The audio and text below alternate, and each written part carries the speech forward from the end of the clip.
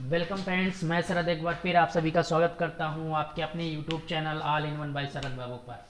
तो दोस्तों, आज मैं आपके सामने लेकर हाजिर हुआ हूं एक नया टॉपिक जो कि साइंस का टॉपिक है, लेकिन इसको हम स्टैटिक में काउंट करते हैं क्योंकि स्टैटिक का मतलब स्थायी चीज़ें होता है। जो भी चीज़ें हमारी स्थिर हैं, कहने का मतलब वन लाइनर क्वेश्चन जो हमारे जितने भी आते हैं हम ऐसे जो हमेशा पूछे ही पूछे जाते हैं, तो हम इसको अपने स्टैटिक वाले पार्ट में रखते हैं। और ये हमारा जो पार्ट है ये हमारा कोशिकांग का पार्ट है। जो कोशिका होती है उस कोशिका के अंदर के जो पार्ट होते हैं उनकी खोज से रिलेटेड कभी ना कभी क्वेश्चन पेपर में आपने देखा होगा कि पूछता है बताइए केंद्रक की खोज किसने की, माइटोकॉन्ड्रिया की खोज किसने की। इन सबको डिटेल में पढ़ा, बाद में मैं कभी पढ़ाऊंगा, लेकिन जो है आज मैं केवल इनकी और इनकी सिर्फ खोज के बारे में बात करता हूँ कि इनकी खोज किसने की, ताकि आपका एक नंबर आपका आसानी से मिल सके। ठीक, तो ध्यान से वीडियो देखिएगा और वीडियो को मेरे शेयर जरूर करिएगा। मैंने पिछले वीडियो में भी बताया था कि अगर आप लोगों ने मेरी पिछली वीडियो नहीं देखी है तो एक बार देख लीजिए। ठीक, बहुत ही कम समय में आपको अच्छी जानकारी मिलेगी।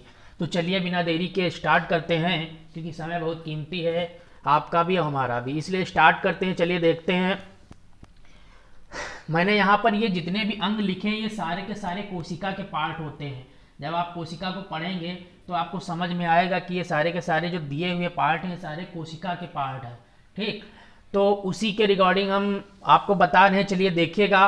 कह रहा है कि हरित लवक, जो कोशिका के अंदर एक पार्ट होता है हरित लवक। ठीक, उस हरित लवक की खोज किसने की? फिर है माइटोकॉन्ड्रिया, गाल्जी का है, कोशिका भित्ति, जीव द्रव, सब यहाँ तक जो मैंने लिखा है। तो याद रखिएगा, सब जो हमारा ये हरित लवक है, इस हरित लवक की जो खोज की थी वो हेकल नाम के वैज्ञानिक ने की थी।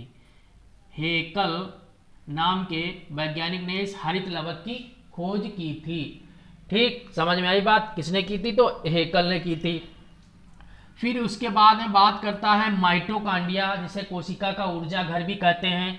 तो याद रखिएगा, इस माइटोकॉन्ड्रिया की जो खोज है वो कोलिकर ने की थी। किसने की थी? तो याद रखिएगा, कोलिकर नाम के वैज्ञानिक जो थे उन्होंने इसकी खोज की थी, माइटोकॉन्ड्रिया की। फिर बात करता है गाल्जी काय की किसने खोज की थी? तो याद रखिएगा, कैमियो गाल्जी। इन्हीं के नाम से याद रखिएगा, कैमियो गाल्जी। जो कैमियो गाल्जी थे उन्होंने किसकी खोज की थी? तो गाल्जी काय की खोज की थी। फिर बात करता है कोशिका भित्ति। याद रखिएगा, मैं सबसे पहले आप ये जान लीजिए जो कोशिका है इसकी खोज किसने की थी। तो याद रखिएगा, इस कोशिका की खोज 1665 ईस्वी में रॉबर्ट हुक ने की थी। रॉबर्ट हुक ने की थी। इस कोशिका की खोज 1665 ईस्वी में रॉबर्ट हुक ने की थी। ठीक, और इन्होंने ही जब कोशिका की थी तो इन्होंने ही कोशिका भित्ति के बारे में ही सबसे पहले बताया था, रॉबर्ट हुक ने। ठीक, रॉबर्ट हुक ने ही सबसे पहले कोशिका भित्ति के बारे में बताया था। फिर बात करता है जीव द्रव्य, जो कोशिका के अंदर जो लिक्विड वाला तरल पदार्थ होता है उसकी खोज किसने की थी? तो याद रखिएगा, पुरकिंजे नाम के व्यक्ति ने, पुरकिंजे नाम के व्यक्ति ने जो है जीव द्रव्य की खोज की थी। किसने की थी? तो पुरकिंजे नाम के व्यक्ति ने जीव द्रव्य की खोज की थी। फिर उसके बाद में बात, जैसे यहाँ पर लिखा है जीव द्रव्य की खोज, अगर जीव द्रव्य सिद्धांत बात कर ले किसने दिया? तो याद रखिएगा, सुलजे ने दिया। सुलजे नाम के जो वैज्ञानिक थे उन्होंने क्या किया? जीव द्रव्य सिद्धांत किसने दिया था? तो सुलजे ने दिया था। फिर उसके बाद में बात कर लेते हैं राइबोसोम की किसने खोज की? तो याद रखिएगा, जो राइबोसोम की खोज की थी वो पैलेडे नाम के वैज्ञानिक थे, उन्होंने की थी। किसने की थी? तो पैलेडे। ठीक, कहीं कहीं पैलाडे लिखा होता है तो याद रखिएगा पैलेडे या पैलाडे ने इसकी किसकी राइबोसोम की खोज की थी। फिर उसके बाद में बात करता है तारकाय। ठीक, तो तारकाय की खोज की थी टी बावेरी नाम के, टी बावेरी नाम के जो एक वैज्ञानिक थे उन्होंने क्या किया था? उन्होंने तारकाय की खोज की थी। कहीं कहीं बावेरी मिलेगा, कहीं कहीं आपको जो है ये बोवेरी भी लिखा है। ठीक, तो याद रखिएगा एक ही बात है, बावेरी या बोवेरी ने जो है तारकाय की खोज की थी। फिर उसके बाद में बात करता है लाइसोसोम।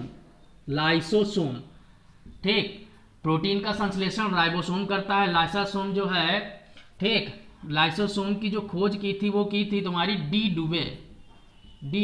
डुवे, ठीक, लाइसोसोम की खोज की थी डी डुवे ने याद रखना, किसने की थी तो डी डुवे ने।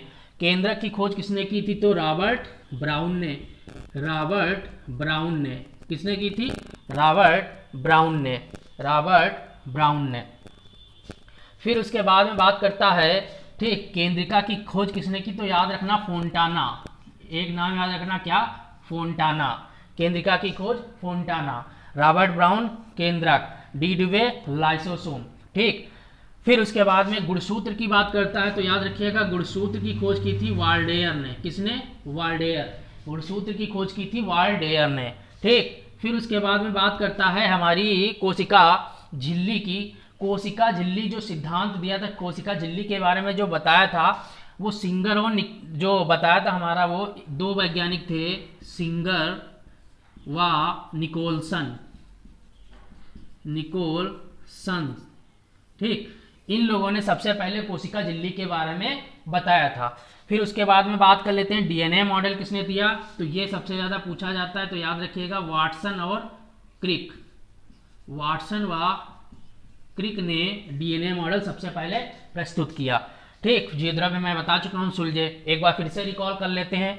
देखिए जानकारी मिलना इंपॉर्टेंट है, लेकिन वो चीज़ वहीं पर अगर याद हो जाए तो बहुत ही ज़्यादा इंपॉर्टेंट है। तो यहीं पर आप लोगों को एक दो बार देखेंगे तुरंत याद हो जाएगा। देखिए हरित लवक, हाफ बार हरित लवक, हा से हेकल, ठीक, हेकल ने याद किया, मतलब इसको जो है खोजा। फिर उसके बाद हम माइटोकॉन्ड्रिया की बात करते हैं तो कोलिकर, ठीक, कोलिकर।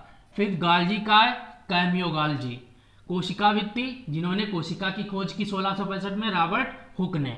फिर उसके बाद में जीवद्रव्य पुरकिंजे।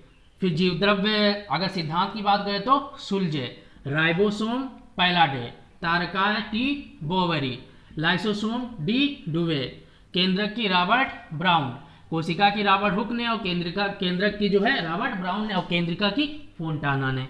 गुणसूत्र की वाल्डेयर ने। कोशिका झिल्ली सिद्धांत किसने दिया, सिंगर और निकोलसन ने। डीएनए मॉडल वाटसन एवं क्रिक ने। और जीवद्रव्य सिद्धांत किसने दिया तो सुलझे ने, ठीक। तो ये थे हमारे कुछ इंपॉर्टेंट कोशिकांग और उनके खोजकर्ता। उम्मीद करते हैं आपको ये याद हो गए होंगे, ठीक। अगर आपको याद हो गए हैं, ठीक, और वीडियो अच्छी लगी है तो एक बार कमेंट करके ज़रूर बताइएगा। और मेरी पिछली वीडियो फिर देखिएगा, मैं फिर बता रहा हूँ पिछली वीडियो फिर देखिएगा एक बार, और अगली वीडियो का इंतज़ार करिएगा। अगली वीडियो भी शायद जो है आपको बहुत अच्छी मिले, वो भी खोज से रिलेटेड, ठीक। तो इनको तैयार करिएगा, ठीक, और अपनी पढ़ाई करिएगा क्योंकि समय बहुत कीमती है। वीडियो देखने के लिए धन्यवाद।